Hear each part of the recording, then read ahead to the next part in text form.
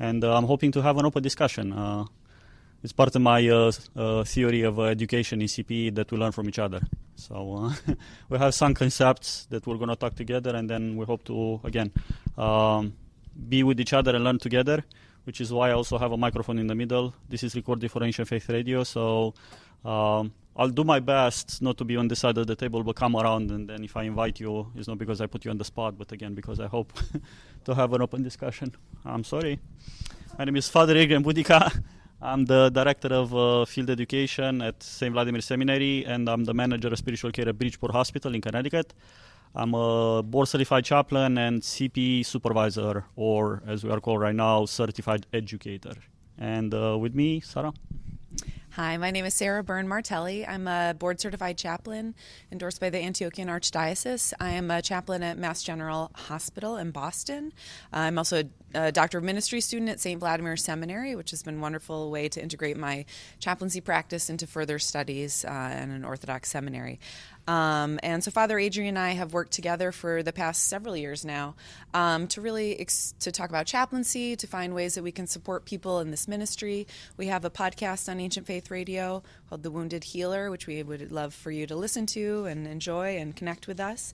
And today we thought we would talk a little bit, so based on the topic, this really wonderful and fruitful topic of compliance and resistance, which I imagine you all have found to be really provocative and interesting, we thought we would talk about the concept of compliance and resistance, in particular within family systems, working as a chaplain in the hospital, but certainly also within really any ministry relationship or even a family relationship, friend relationship, or being in the parish. So these concepts, while we're going to talk about some chaplaincy examples, definitely apply to many situations, and we hope that you'll find it fruitful and just a helpful way to think about it.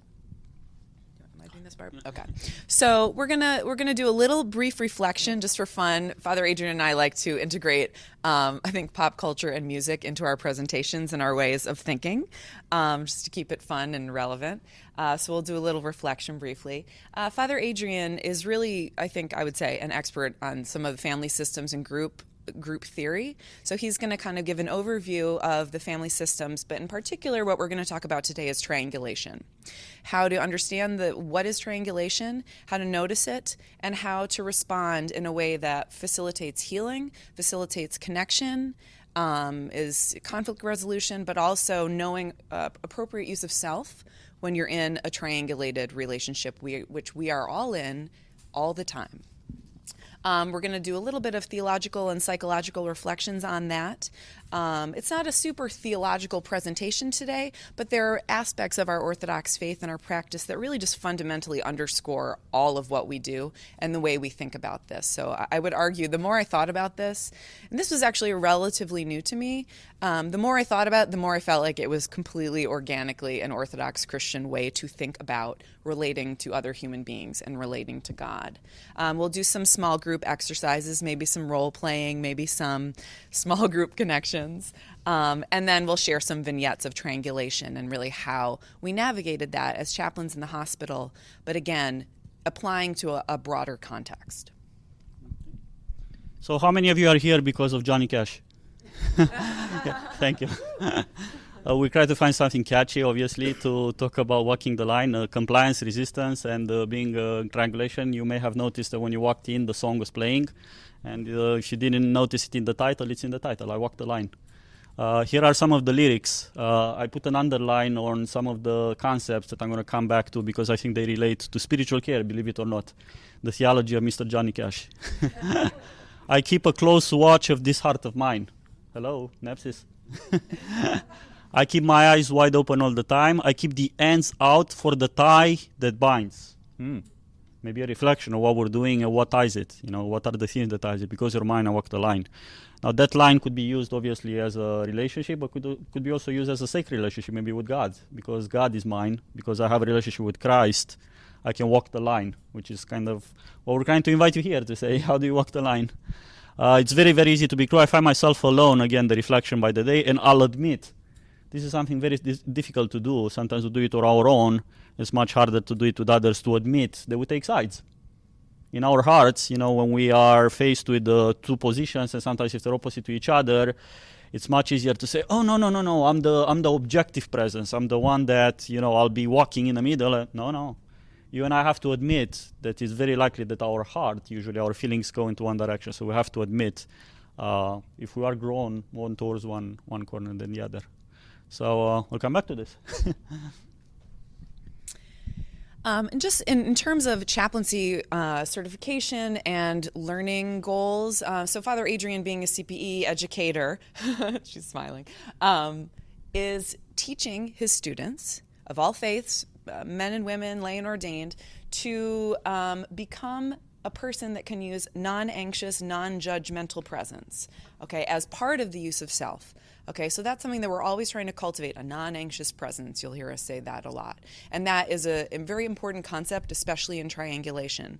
We'll talk a little bit more about that. And then these 4 competencies that I listed here, in order to be a board certified chaplain, you have to do the education, the clinical training, and then you meet through essays and a committee these 31 competencies. So here are 4 of them. I don't need to go, you can see them right there. But group dynamics, being self-reflective, knowing your strengths and limitations, using your professional authority appropriately, which does play into this triangulation, because there are times when you need to kind of step back and step forward and understand why you're doing that. And finally, to facilitate group processes, family meetings, staff debriefings, where it's so multiple interlocking triangles often arise in a family meeting or in a conversation about decision making with staff and a patient, with a doctor and a nurse and a patient. And so it really is something that really underscores a lot of what we're doing. For those of you that did already clinical pastoral education, this is a level 2 outcome. So in clinical pastoral education, it talks about non-anxious, non-judgmental presence. You see the paradox? I just said that you have a judgmental presence. Deep down in your heart, you feel drawn. And if nothing else, I are invited to learn how to be a presence that keeps in check, being non-judgmental, right, when there are 2 sides. So that's the first ACPE outcome. So what is family system in a nutshell? Actually, let me scroll back and I'm going to walk amongst you. How many of you are familiar with the family system theory? No. Yes. What do you know about family system? Anything? I mean, there are any ideas or any? Just different ways of looking at families and how they relate to each other, and kind of power dynamics and learned behaviors. Good. Thank you. I'm sorry I put you on the spot. So yes, when we say family, it starts with most of you. If you've been in a caregiving position, chances are you've done a family tree, maybe some kind of genograms. You pay attention to your relatives and maybe what it means to you, to not just who you are, but your caregiving based on your family of origin. Good. Anyone else familiar with anything from family system? Yes. It's a really handy way to chart your family relationships visually and to look at the kind of ties you have with each person in your family, and it's very revelatory in when you look at the whole thing. Good. The relationship that we have with family members impacts who we are when we care for others. Yes. I'm sorry, we have to use the microphone because of Haitian faith. If you change in any way or take away a person out of that family system, you change the whole system. Excellent, excellent. If nothing else, in a nutshell, the family system argues that you cannot treat just one person, and we heard, at least in 2 presentations today, that it's a system thinking approach. You cannot just find, oh, this is the cause, and if I fix this one thing, everything else will fall into pieces. No. It's like a Rubik's Cube, if you will. You change one, a lot of other things need to change, and it's ongoing. You just don't deal with one person, but with the whole system of it. Good. One more. No? Okay. In a nutshell, family system, as I described here, is I and we. So it's a group theory. It can be used not just for family and understanding a family, but any group. The understanding is I versus we. How is it that I remain myself or true to my individual identity and connected, being in a relationship to each other? So the typical responses or the extremes that you and I take, depending on the group that we are part of, this is not just the family of origin, but any group that we are part of, it's either we're fused, there is no I, it's all we, and this is also, sometimes it's called groupthink. We fall into, there is no I, everybody thinks the same. Sometimes even in the Orthodox Church we say, we Orthodox think this one thing, and it becomes this we thing. versus distancing, where it's just two individuals, and there is very, very little, if any, connection with each other to be united and to be as a group. So being just two individual. So what do you see what do you think of when you see this image? Cleo. They're flying different directions, but they're all connected. Oh, sorry. So the image in front of us is one of those kind of mobiles with different birds hanging delicately on wires. Well, the birds are not all flying the same direction, but they're all connected. Yes. Perfectly said. And if you touch one, you move the other ones. There is no way. Or the wind does. Yeah. Sorry, I don't know if you can see. I want to move somewhere where you can see. And if you try to change only one of them, it's impossible to change one of them without actually affecting the others. Chances are if you touch one, the whole thing will move. If you do something like this, you know how it works. So, sorry, the five concepts of the family system theory. This was a theory actually made popular by Bowen, but Edwin Friedman was a rabbi that actually took the concepts of family system theory and applied it to spiritual care, which is why we're using the book. You may heard about it before. It's called Generation to Generation. It's by Edwin Friedman, and it's specifically to a congregation, so spiritual care. So he talks about system versus identify patient. It's exactly what you said earlier, Beryl. When somebody's coming to us as a person, we don't see that person as we need to fix this one person, but we see them as one in a large system, which is, I mean, if you've been in caregiving position, chances are you know that already, that you cannot simply fix just one person. You have to look at the larger picture, right? Homeostasis. This is a Greek word that suggests balance.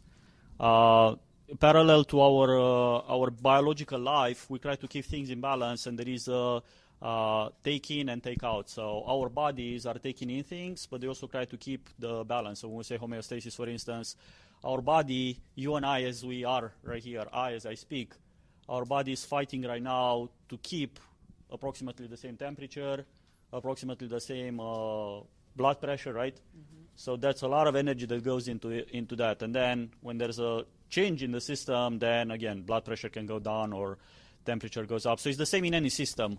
Family or other system we are part of, the system is using tremendous forces to keep the things as they are. Now, why do you think that's the case? Why is there so much resistance to change a group? Because the way that things are has worked, yes. At least a little bit. Yeah, no matter how bad things are, the fear of something new that I don't know is always greater than the fear of, well, at least I know this thing, even when it's, somewhat dysfunctional, right? We talked about extended family field, which is what you said, Elizabeth, looking at the family of origin and what comes down to us. That's the third concept. Self-differentiation, which is what I talked earlier about being I and being we. So how am I in the midst of we? And then triangles. So we're going to focus right now more exactly on the triangles. What's the definition of it and what are the rules of the triangle? And before we do that, just kind of looking at family systems theory in a broad sense as opposed to some other theories. And this has actually really kind of been a theme of the whole conference, I think. Even yesterday, the speaker talking about, we point out this one person, we fix their illness, and that's enough. No, we look at the bigger picture, we look at their strengths, their weaknesses within a system. So other theories might posit that people are functioning just according to their nature, their personality, and locates the problem in the psychic makeup of that person. This problem is that you do X, Y, Z, and then the goal is kind of cure or modification of that one specific thing. But we all know that even if someone who was an alcoholic becomes sober, we know that that is not the end of the story. It's the relationship with their parents, with their family, with those they've hurt, with those they love. So we're looking at the bigger picture. So family systems is, again, according to their position within the relationship, locates the problem within the system. The patient or client is a symptom bearer. Different people at different times bear that energy and that intensity, sometimes that anger, sometimes that tension. And so there's a lot of movement within triangles, which we'll talk more about. And the goal is really the spiritual emotional growth of the person, the self, within that system. Think about it in this way. If you have a system of pipes, if the pressure goes up in the whole system, it's usually the pipe in the corner that is going to start making a sound. And you don't go to that pipe and you say, what's wrong with you? Why are you making the sound, right? You go and you try to find what happened that the pressure went up in the whole system. Chances are that pipe started making sounds just because it was in the corner. It was in a specific place. So in a similar way, when there's a system, again, think about it as a family, but any group, you don't try to go to the person and say, what's wrong with you that you're making the sound? You're having this behavior. You're creating problems. But rather to look, what happened in the system maybe that made the pressure go up, and this person starting acting out is one way of saying it. Good. And so just a basic definition of triangles. So they're formed by any three issues or persons. So it can be three people. Some, super obvious examples: mother, father, and child. Okay, husband, wife, and mother-in-law. Classic. Patient, chaplain, and doctor. That's an interesting one that a lot of us deal with. Sister and brother, and addiction. So there's an example of an issue being the third part of the triangle. Or the priest, your parishioner, and their salvation. That can be triangulated. And we'll talk a little bit more about that. I think, so to quote Friedman, when any two parts of a system become uncomfortable with each other, they will triangle in or focus upon a third person or issue as a way of stabilizing their own relationship with one another. A great example would be, I go to visit a patient and they have had historically a complex and messed up relationship with God. I, being the chaplain, maybe represent the pastor, the chaplain, their priest from their earlier life, and suddenly the person's relationship with God, which has developed tension and confusion and uncertainty, the person wants me to navigate that, and they direct their energy and interest and triangulate that towards me. And so how do I navigate my relationship with the patient? How does the patient navigate their relationship with God, and maybe even my own relationship with God? So one of the things that's very interesting, I think, is triangles are not something that we can avoid. Mm-hmm. They're not something like inherently bad. They're just part of life. And so it's a very important part of understanding humanity to navigate those tensions and those connections and those breakdowns. It's a way that we can do our ministry more effectively. Good. Yeah. Yes. Can I ask a clarification question? Yeah. So I have a clarification question. So is this also the case when you're speaking triangulation negatively? So in other words, when we scapegoat particular peoples to feel closer to either the other or to justify our own selves. Okay, so this I understand correctly. Definitely. Yeah. I cannot deal a problem with Sarah, so I'm bringing you in and say, hey, how about that, Sarah? You're on my side, That means instead of dealing directly, I try to bring you in, and you're on my side, and sometimes on a larger group it's even more so. It's kind of like, let's put it all on as if not the system has a problem, but this one person has a problem, so let's bring people on.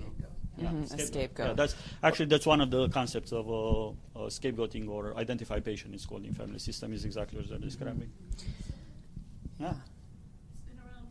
It is. It's very, actually, yes. Scapegoating is a part of many of the group system. Yeah.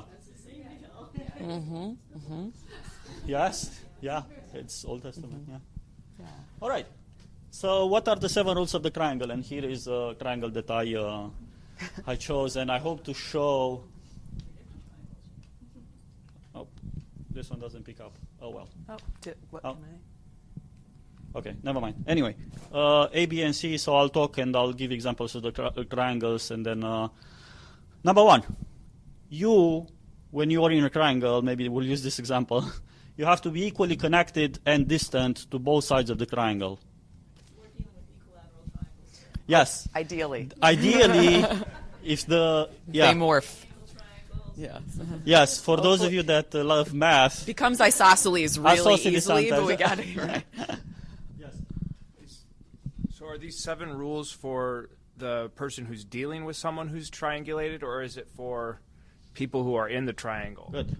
Good for clarification. These are 7 rules for you when you're a caregiving position, spiritual care or so, and you have the sense that you are pulled in a triangle, how to navigate it proficiently.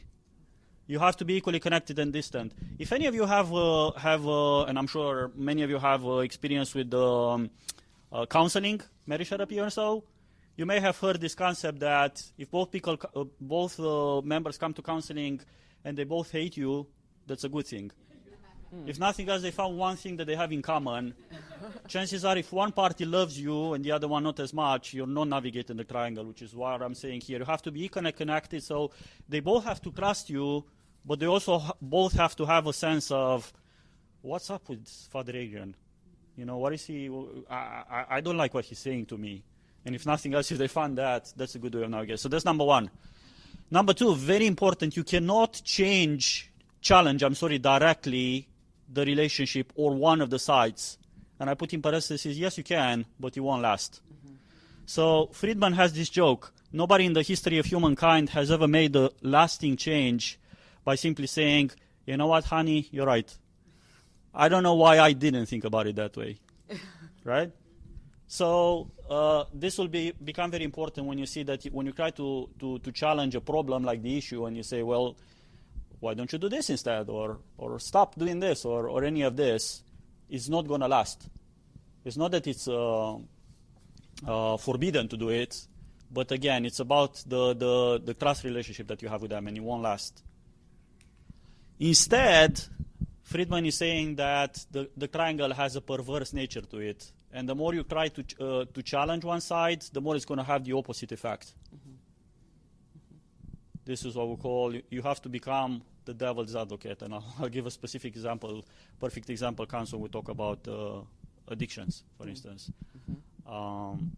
Again, another example is, I think Friedman is using his mother, telling the daughter, I cannot believe you're going out with this tattooed motorcycle guy, right? Yeah. And the more the relationship is forbidden, what happens? The more they love with each other, and the more it's like we're against the world, it's going to have the opposite effect. So it's the same in spiritual care. When triangulated, that's bold, you carry the stress. So this is the place where if I bring you in and I say, how about Sarah, you end up carrying the stress. Or how about this issue? You end up going home and saying, why in the world am I still carrying this much stress about it? I'll give an example. I put in parentheses, you and I suffer from the Messiah complex. We try to deal with it, but every once in a while we get into, if nothing else, you and I signed up to be in this helping relationship because we believe that we can make a change. But that's very different to having the faith that we're going to fix the situation, right? So that's the Messiah complex. I'll save the world. Yes. And usually studies shows that we were many times triangulated this way growing up. So it's a familiar kind of role, and we end up choosing professions that are placing us in those particular positions. Excellent. One of the typical triangles, in family of origin, if you come from a dysfunctional family and there's dysfunction there and the child takes the parentified child role, the adult child, however you call it, chances are you're in the triangle when there's a victim abuser and now the only chair available, this is called the Karpman triangle, the only chair available is the savior. So you grow up knowing nothing else but, those people, they cannot work it out. I have to pick it up. Thank you. That's called what? It's called the Karpman, K-A-R-P-M-A-N, Karpman triangle. It's called the Karpman drama triangle. It's one type of triangle, but I don't have time to go into. But it's victim, abuser, or perpetrator, and savior. The triangles are always interlocking. So when you think that you're part of one triangle, think again. You're part of a million triangles, if you will, and the person in front of you actually is part of many other relationships. So see the larger picture, not just the one in front of you. Pay attention to the fluidity in the system. If the same person comes to you with the exact same triangle over and over again, that means the system has no fluidity and it's very hard to change it. This is if you're a priest and if you have somebody that only comes to parish once a year, and every time they come, it's this exact same thing that they say over and over, versus somebody that they see from time to time, and maybe last week it was something that they had with a family member, maybe this week is another problem, so that means that there's fluidity. And finally, you and I can only change the triangle that you are a part of. I say in parentheses, choose your battles, but do not despair completely. You cannot change a triangle that you're not really part of. And by part of, look at number one. You actually have to be connected with both sides of the triangle. If you're not going to make any change. You're not going to make any difference to it. So this is in a nutshell again, and now we're going to go into the practical application of how to do it. But this is the conceptual understanding of triangles and how to use it. Oh, okay. Well, actually, and I wanted to add, Father Adrian's going to talk a little bit more about kind of helpful hints for walking the line and navigating. But I guess as we talked about more, and this kind of percolated in my brain over the course of the conference, and thinking about how the theme of compliance and resistance really resonates with this. So for me, so compliance in that you're recognizing that when you're in a caregiving situation, as a chaplain, as a family member, you have to deal with the task before you, right? You're in a trauma situation, you're in a counseling situation. So you have to be open and compliant and flexible, willing to engage what's going on in front of you. But there's also, on the resistance side, there's a temptation, and I really would call it that, either professional or personal, to energize, to engage the kind of the dark side of triangles. In other words, the rumors, the gossip, the feeling like I can save this situation, the he said, she said kind of side of things. So, for example, you're dealing with you're dealing with two parishioners who are in a fight, and the one comes to you and says, they said this about me and they did this, and then the other one says, oh well, they don't know what they're talking about, and this and that and this and that. It's actually, I think, tempting in like a very real way to kind of say, ooh, I'm the person that can fix this, and I'm the person that can get all the dirt on this side and can learn about this, and to really to gather more content. Well, what did she say and how did she respond? All that stuff, I think actually as a spiritual practice, to be able to disengage from some of that content and the rumors and the gossip and the kind of the energy of those interactions, to take a step back, again, to be in relationship, but not to take sides, not to get happy about the he said, she said kind of stuff. There's a temptation to save the situation, as we talked about, but it really requires a certain amount of listening, of patience, and of self-awareness to not kind of get caught up in that. And also, and I think maybe I'll talk about this a little bit more, but just kind of a sense of calm curiosity about what's going on, right? And like, Jesus, when he goes to the blind man, he doesn't just launch into this, oh, let me just heal you. He says, what do you want me to do for you? But that practicing that curiosity and kind of a calm, quiet curiosity and interest is a way to stay in that triangle, but to navigate it in a way that's actually going to work out for the better instead of just like a quick fix in the moment. Thank you. So here are some helpful hints for walking the line, if you will, for a caregiving position. You walk the line. Reflection and your feelings. Maintain a relationship with both sides. You and I are not there to be the judge. Thank God there is a judge and savior, and it don't have to be me. So again, if you're in a gossip type of thing, you're not there for fact finding and or the detective that's going to get to the bottom of who did what and who said what, and it's like, haha, it was you. That's not what we're here to do, especially in spiritual care position. Maintain relationship with both sides. You can only affect, I said this before, change a relationship to which you belong. So again, somebody coming to you and talking about a person that's not there, you can only talk to the issue that they're dealing with. For example, Sarah's coming to me and she's talking to me, she's saying, oh, my friend who's not in the room is doing this, this, and this. If I go into, well, what does your friend feel like, or any of that, the friend is not in the room. I cannot change the relationship. But Sarah is here, and the issue is here. So I can only address, tell me about the issue and what it does to you. You see? So you can only chaplain in the hospital. I say you can only chaplain the person that's in the room in front of you. Choose your battles. Resist the temptation for the Messiah complex, as I said earlier, to be the savior. We'll have it. Avoid taking responsibility for other relationship. And also do not despair completely and do not disappear, which is the other extreme. Sometimes we're tempted. Sorry. Okay, I'm not involved. You guys deal with this. Well, maybe there is a way that you can remain part of it in a healthy way. Yeah, which is why, as you can see, the line is very, very thin. It's very easy to fall into kind of like, well, I don't have time for this, and you do it, and when you're done, come to me. That's one extreme more. Yeah, I'm curious about the image and what you both think of the image and kind of why the heart and why the bag and what's in the bag. And It's a brain. Oh, it's a brain. Okay. It's a brain that looks like a bag. What's in the bag? What's in the suitcase? Baggage. Baggage, yeah, you bring baggage. So does it make sense with the heart and the... Okay. Cleo had a... Yeah. As you talk about this, I'm also reminded of Buckminster Fuller, because he says that a triangle is the most stable building component. Oh, yeah.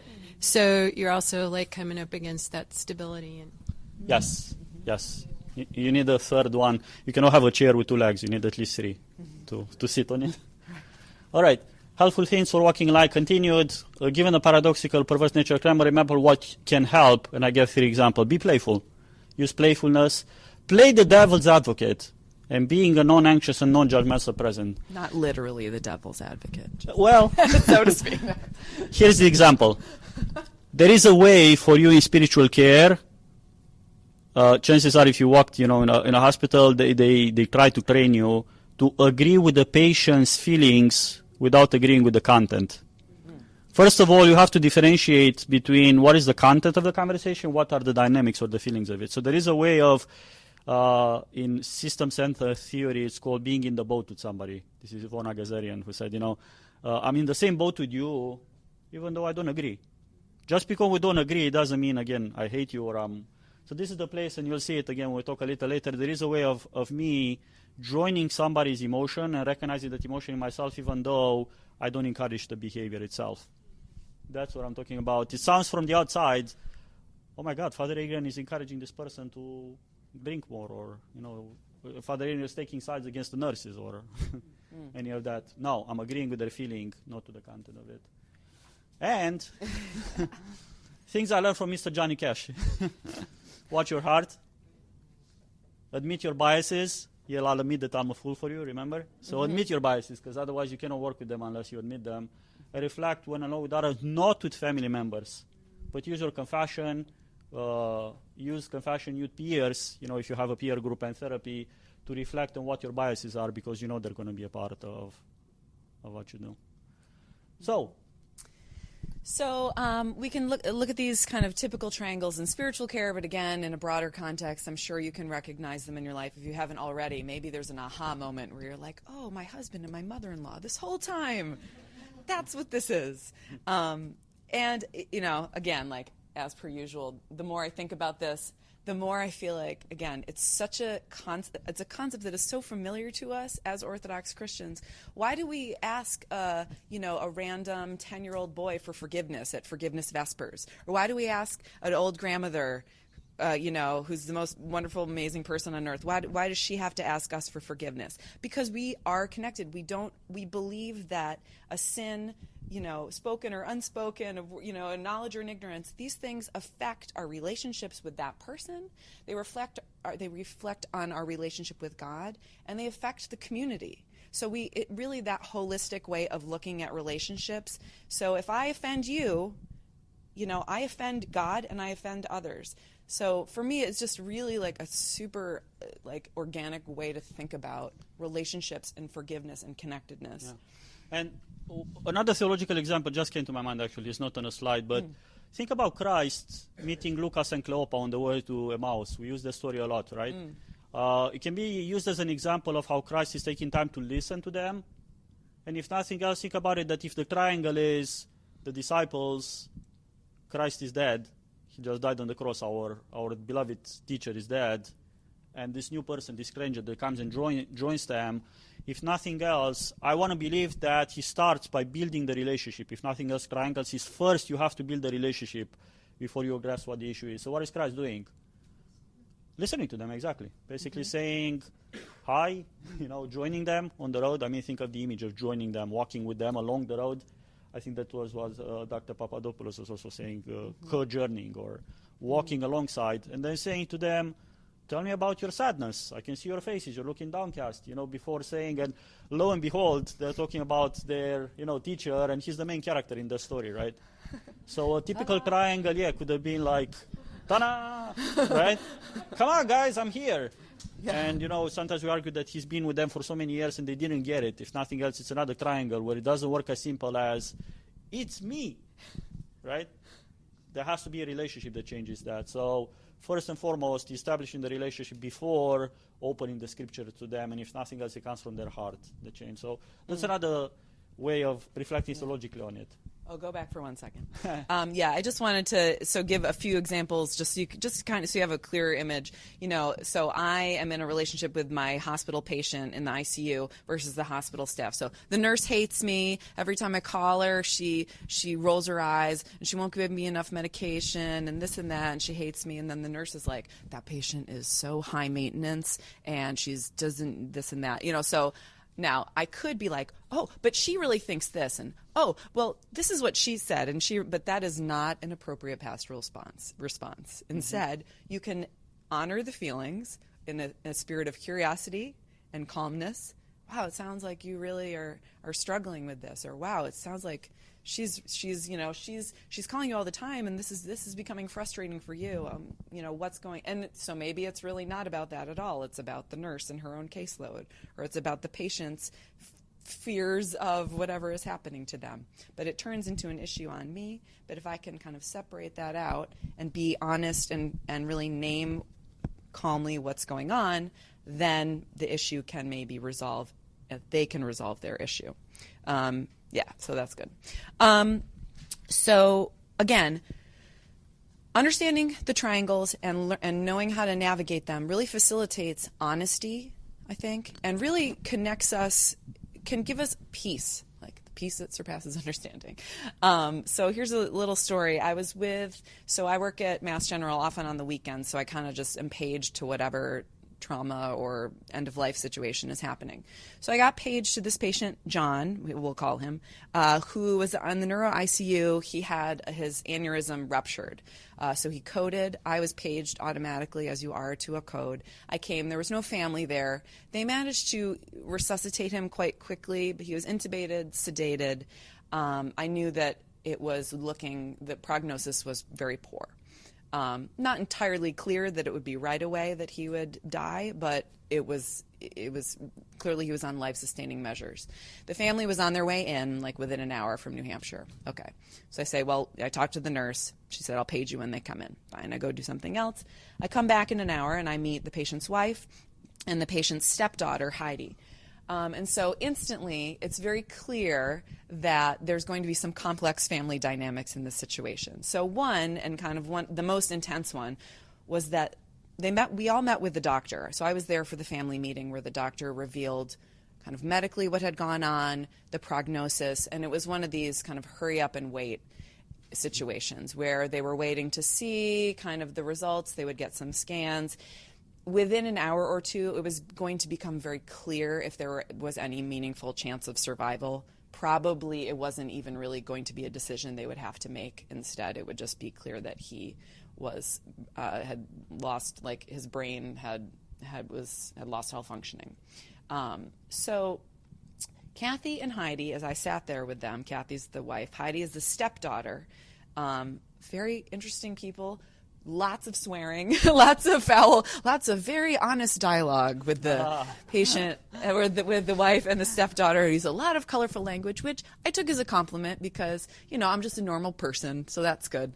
And they didn't feel like they had to be, they didn't have to gloss over any of their feelings. This is you getting in the boat and agreeing with the feeling, not with the behavior of it. Exactly. So it's saying like I can appreciate the honest, the authentic dialogue with each other. Where I don't appreciate the words, I can understand at least they're truthful. So you see, that's an example of understanding one and saying, and that doesn't mean that I necessarily. Doesn't mean I jumped in with the same language. Yeah. It just means that I didn't act super offended either. Yeah. But and I recognize where they were. They were in this very difficult situation. So what was interesting is, Kathy was in this place where she was like, I knew this was happening. I had a dream he was going to die. He came to me in his dream, and this is just it. And I knew it, and I knew he was dying, and this is where we are. And I'm just ready. He wouldn't want to live like this, and I'm just ready to let him go. And the stepdaughter was just like, Mom, stop it. You don't know what you're talking about. Stop saying that. It's too soon. Don't do that. What are you talking about? No, he's a tough guy. He's a strong guy. That he spent his whole life fighting for this and fighting through these things. And no. And so she's trying to convince me, like, she doesn't know what she's talking about. She's just really tired, and, like, we can't think about this. And then Kathy's going, you're a chaplain, right? I have these dreams, and this is like, she was actually Wiccan, okay, as it turns out. Oh, wow. Yeah, I live in Boston, so like North Shore, Salem, there's lots of Wiccan. Just welcome to my everyday life. But for her, you know, and of course it doesn't matter. I'm not going to like talk about her beliefs as being Wiccan or my beliefs even unless she asks. But the point is, we could actually connect on the concept of dreams. And for her really, like, her strong intuition was like, I know him, he's dying, it's time. Whereas Heidi was just like, stop saying that, stop doing that, you're freaking me out, you're freaking everyone out. So the key is, how do I navigate that in a way that honors what what Kathy is experiencing, the wife. I made up these names. I'm like, who are these names? And then Heidi, also to navigate clearly, I mean, what feelings is Kathy experiencing, the wife? What feelings and what things is she really, what are her real issues there? What's the wife really thinking about? Losing her husband? Well, grief, losing her husband, perhaps communicating somehow with him, you know, in time. Mm-hmm. Dave? Yeah. Elizabeth? I mean, clearly, though, she's like a very spiritual person and looking for external meaning and ways to find peace in the midst of grief and loss, and looking for kind of affirmation through her faith. Yeah. I'm not trying to be the devil's advocate. Go for it. But I always am. Many times when our loved ones are nearing their passing, or even prior to a car accident, the spiritual realm, dreams are so common, and they're even common in the person who suffers. Mm-hmm. My mother, before she was even diagnosed with brain cancer, told me, Daddy came to me, and Dad passed away. Daddy came to me. I said, were you dreaming, Mom? She said, no, I was awake, and he just came to my living room and put out his arms and said, it's time. And I said, it's time for what? And then she got diagnosed with brain cancer. So this is real, and whether she's Wiccan, like, I know you're totally open and loving, but I got to go with Kathy is having an authentic experience, and I don't think she's, you know, having it to you know, try and convince anyone of anything. I think it's her real thing, and the daughter, on some level, might even know, Mom is really feeling this, and I'm fighting it. And I think Heidi obviously is trying to protect her mom. Of course, that's actually a loving thing. Yes. So, yeah, even though she looks like she's shutting her down and shushing her, she's actually trying to protect her, okay? And so what you can navigate, again, is you don't want to say, oh, yeah, right. No, it's fine. Don't talk about that. Instead, this must be really hard for you to see your mom feeling this way. And, you know, wow. And Heidi's really, what do you hear Heidi saying to you right now? Do you want to say something about that? Yeah, no, I wanted to say, you mentioned earlier the scapegoating, which also suggests that when in this system and when the tension, when the pressure is very high, I'm not simply carrying my own emotions, but I might be carrying the emotions of the whole group. If nothing else, I might be the identified patient. And in this case, it happens often in the hospital where I'm afraid and my loved one is afraid, but God forbid that we say anything to each other. I'm afraid on your behalf. And of course, if they say afraid, they was like, no, you shouldn't be afraid. But I'm actually carrying the whole system, you know, with it. I've had so many times when there's a dying patient and a family member, and the patient says, I'm doing the treatment because my family members can't handle it if I die. And then the daughter says, she's in denial. She's dying, but I mean, I don't think she even realizes she's dying. And you're like, whoa, let's have a meeting. Let's talk together, because, you know, that you realize this information is completely, and the way they're interacting with each other is just like, oh, you're doing great. Oh, I'm feeling great. The treatment's working. And so again, like, to navigate a triangle, it facilitates honesty and facilitates real connection where you can actually address what's happening, which is, in this case, the patient was dying and everyone was sad and love each other. So how about we do an exercise? Yes. I have to say one more thing about this, one final bit. As I was able to navigate this relationship with Heidi and Kathy, finally I got to talking with Heidi about her relationship with John.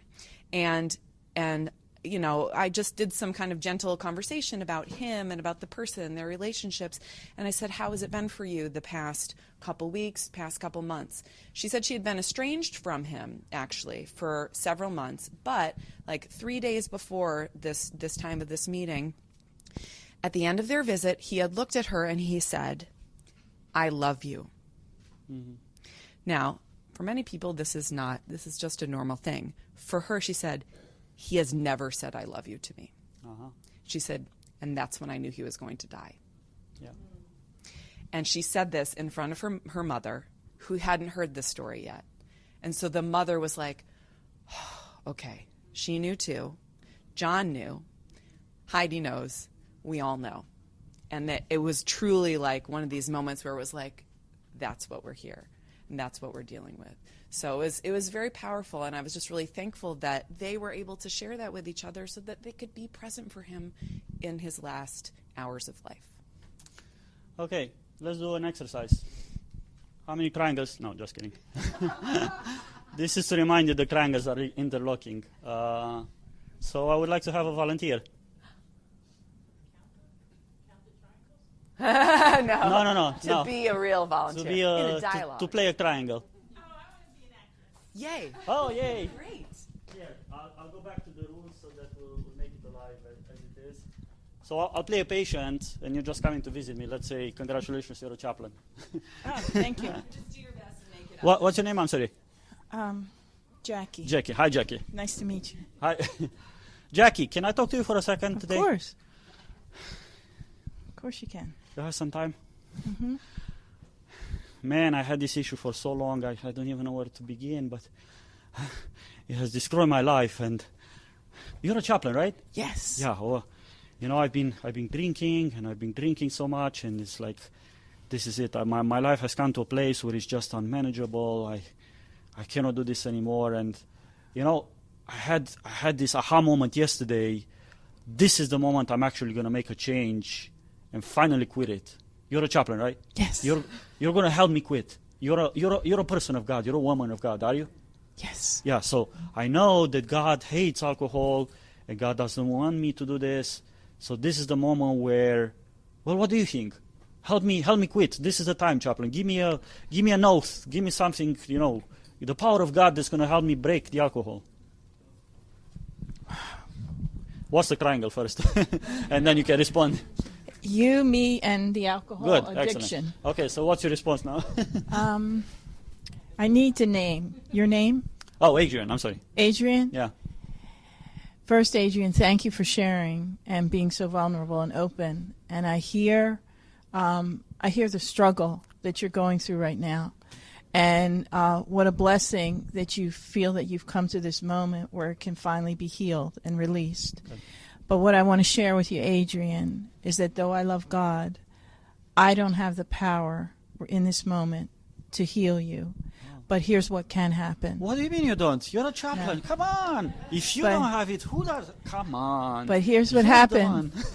You say God hates alcohol and God hates addiction, but God loves you. Oh. He doesn't hate you. He loves you. It is the behavior and the addiction that's holding you that hurts those we love. Yes. So what I want to help you do, and I'm just here for support. I can't fix you.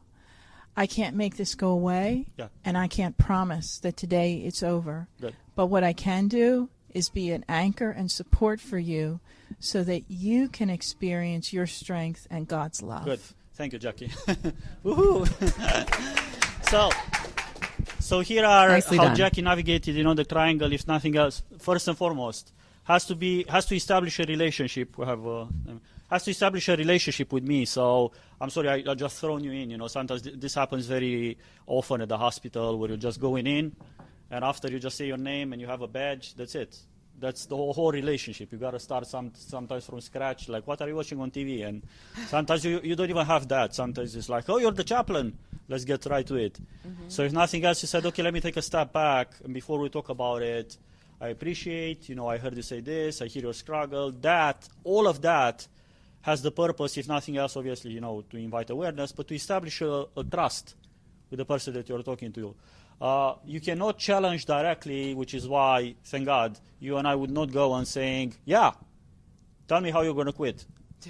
Sometimes if you just met the person, and sometimes people come to church and maybe you know them or you think you know them, you get straight to the plan of it. Doesn't work. I said there, you can, but you won't last. If you were to go, it's like, oh, yeah, the power of God. Well, I know this 12-step program.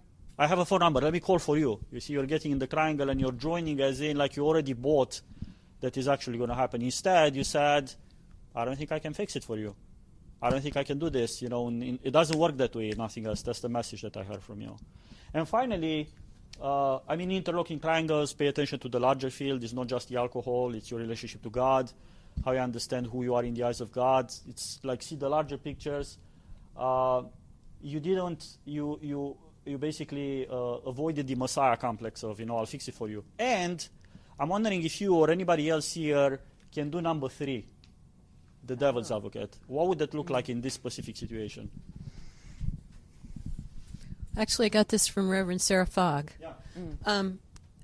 To say to the addict, what are you willing to do to meet God halfway? And what are you willing to do? What can you do where you are right now? Okay, that's halfway. Somewhere there, yeah. What if God loves you unconditionally even when you're drinking? Did you hear that? Yeah, say it again. What if God loves you unconditionally even when you're drinking? it's and again, because you cannot impose directly, you cannot assume that the person believes it.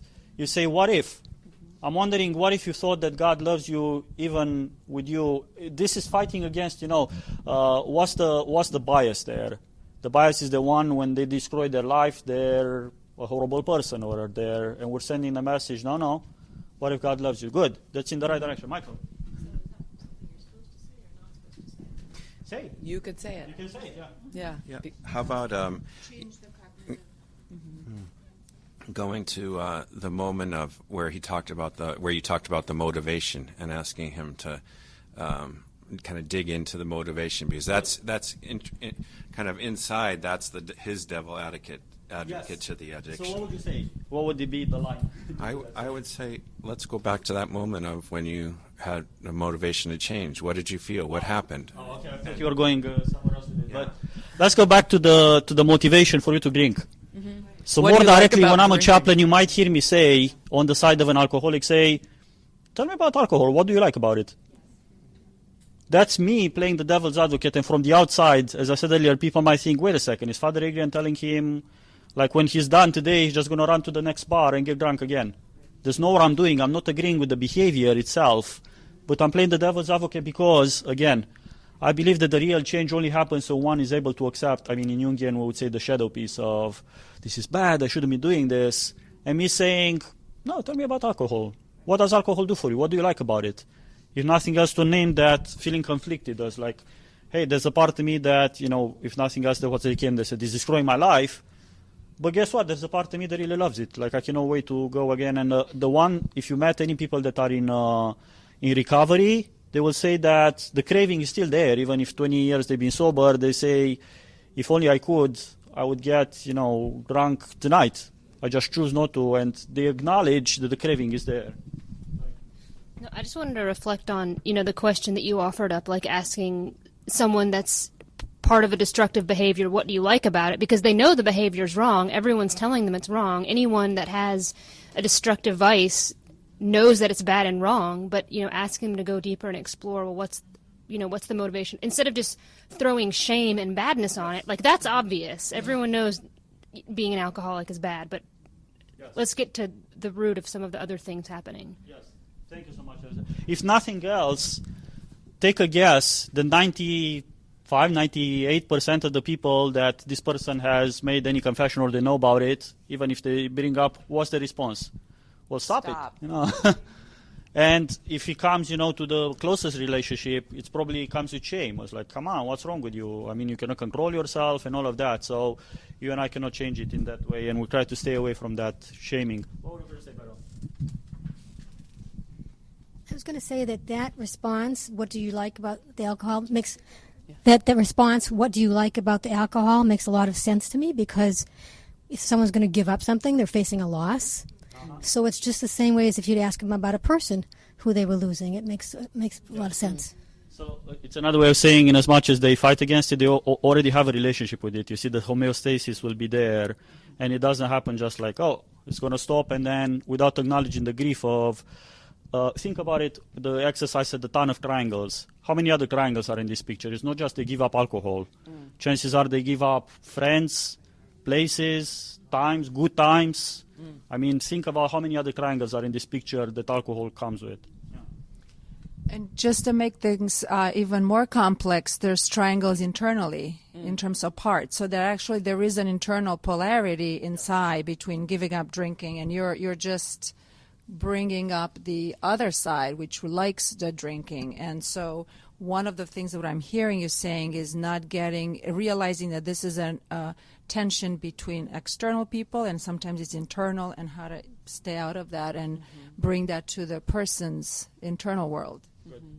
One and thing again, I just want to add that to curiosity. I really think to really come to a place, and this is something that I think I know my own faith practice and prayer practice helps me be with patients in a way that is calm and curious and is not scandalized by some person, talking about addiction or talking about inappropriate relationships or talking about where you can really have that curiosity and that calmness and that peace to really to see that person in the image and likeness of God, and not to react immediately and not to kind of dig into that stuff, but instead to understand that we are both humans together in the image and likeness of God, and I can hear you without condoning a behavior, but understanding their feelings. Good.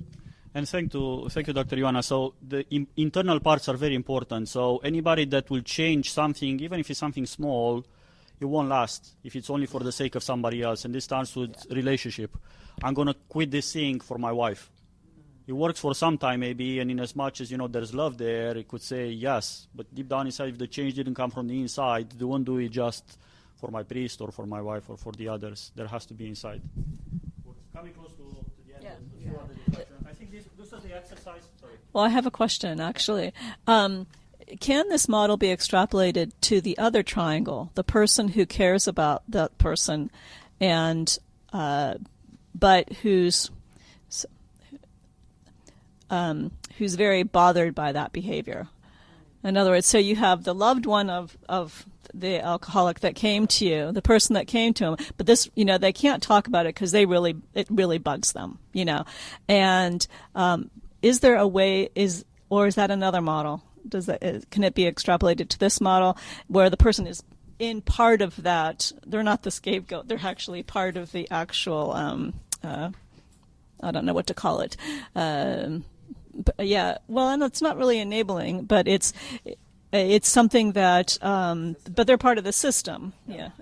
So, can you be a little more specific to what do you see as the triangle? So, if it's me, let's say the priest, the person with the. Well, it's the person with the addiction, and the person that loves that person. So this is not a triangle; it's two triangles at least, or multiple triangles. Yeah. Yeah. So what can you learn, or what can that person who loves that other person learn from this triangle that could possibly be used in their triangle? Yeah, interlocking triangles. Yeah. Please do. Sure. Yeah, we have like 5 minutes left. I actually had a client that produced a reaction in me. He was saying, "Oh, my parents do this, my mom does this," and she and I found a reaction in me against the family. Like, being really protective of my client and saying, yeah, they're doing this against you. And then had this awareness and say, I have a part of me that's really on your side right now and against your parents. I wonder, is there a part of you that is actually taking your family side? Yes. And that person said, oh, yeah. And then is it a part of you? So I brought the triangle. I was countertransference, right, between me, the family, imaginary, and this client, and I just brought it up. So my position, she had a part that was identifying with me, and a part that was identifying with the family. So all of a sudden, we were able to talk about her tension inside. And all of a sudden was not external anymore, but she was able to identify that. But I was really honest to say I had this reaction. Yes. And with internal family system, you can do that. I have a part of me doing that. Do you have one like this? And do you have one like your family? So Own your parts. I Yeah, the one, the beautiful. Yeah.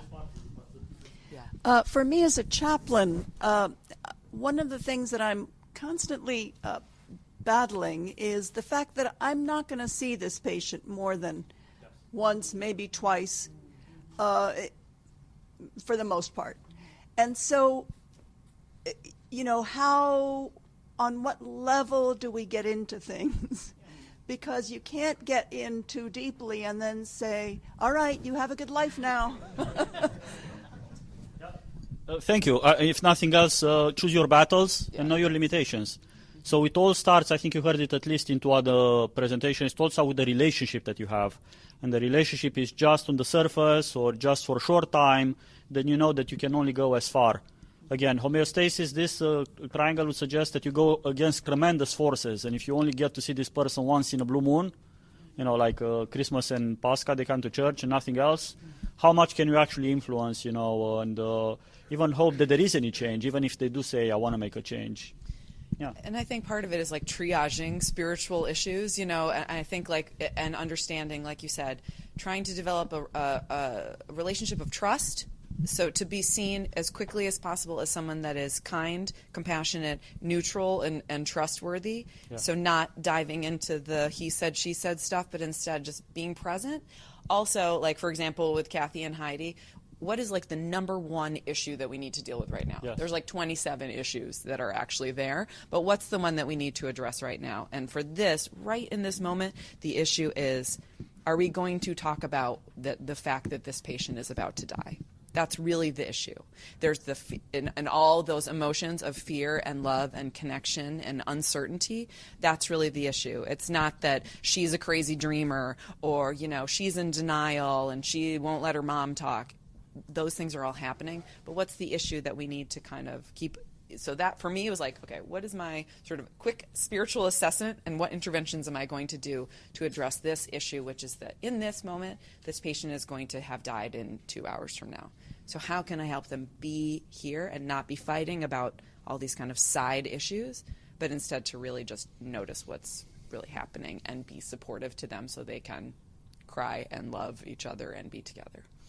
All right. Thank you again for being here today. Yeah. We appreciate the reflection and the thoughts. Again, I feel nurtured myself because I learn with you. Mm-hmm. And our podcast is on Ancient Faith Radio. It's called The Wounded Healer, and that's our email if you'd like to stay in touch. We'd love to be in touch with you if you like the slides of this. I think they're also going to be on Ancient Faith Radio. Yeah. God bless. Thank you so much.